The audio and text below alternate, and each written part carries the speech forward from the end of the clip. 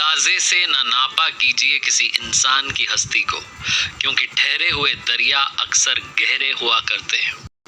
एक बहुत छोटी सी कहानी एक क्लास में प्रोफेसर अपने स्टूडेंट्स को सुना रहे थे और कहानी कुछ इस प्रकार से थी कि समुद्र में एक बड़ा जहाज था और बीच समुद्र में एक दुर्घटना हो गई। तो जहाज के कैप्टन ने अनाउंस किया कि हम सभी को ये जहाज खाली करना होगा, ये किसी भी वक्त डूब सकता है। तो तुरंत जो है लाइफ बोट मंगाई गई और जो है जान बचाने के लिए लोग जो है इधर से उधर दौड़ने लगे, भागने लगे, फटाफट सबसे पहले मैं कूद जाऊं। सबकी इच्छा थी फटाफट से मैं बच के निकलूं। सब कुछ सही चला, सारे यात्री लगभग उतर चुके थे। उस जहाज पर एक कपल यानी कि एक युगल जोड़ा जो था वो बचा हुआ था, पति पत्नी का, और अब सिर्फ एक लाइफ बोट बची थी जिस पर एक ही व्यक्ति बैठ सकता था। वो जहाज डूबने की तरफ था, तभी पति ने अपनी पत्नी को धक्का मारा, उसको जहाज पर ही रहने दिया और खुद कूद गया। लाइफ बोट के साथ किनारे की तरफ बढ़ने लगा।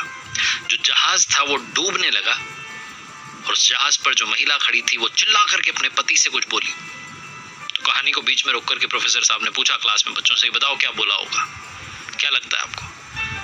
तो ज्यादातर बच्चों ने कहा कि सर कहा होगा वाइफ ने अपने हस्बैंड से, क्या आई हेट यू, मैं तुमसे नफरत करती हूँ, तुम बहुत स्वार्थी हो, मतलब ये हो, पता नहीं कुछ कहा होगा उल्टा सीधा। एक बच्चा बहुत शांत था, तो प्रोफेसर ने उस बच्चे से पूछा कि आप चुप क्यों, आप बताओ क्या लगता है क्या कहा होगा? उस लड़के ने कहा कि सर उस पत्नी ने अपने पति से कहा होगा कि हमारी संतान का ख्याल रखना। तो प्रोफेसर चौंक के उन्होंने कहा कि शायद इसने कहानी सुनी होगी। बोले कि तुमने कहानी सुनी हुई है? बोले नहीं सर, मैंने कहानी नहीं सुनी हुई थी। दरअसल मेरी बीमार माँ जब अंतिम क्षणों में थी तब उन्होंने भी मेरे पापा को ही कहा था कि हमारे बेटे का ख्याल रखना। प्रोफेसर बहुत दुखी हुए, उन्होंने कहा आपका जवाब सही है, लेकिन कहानी में आगे सुनाता हूँ।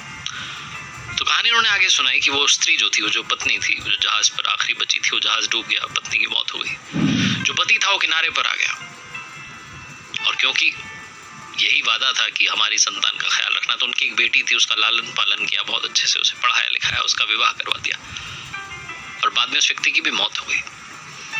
एक दिन वो जो बेटी थी वो अपने पुराने घर में गई और वहाँ का सामान जो है उसको साफ सफाई कर रही थी।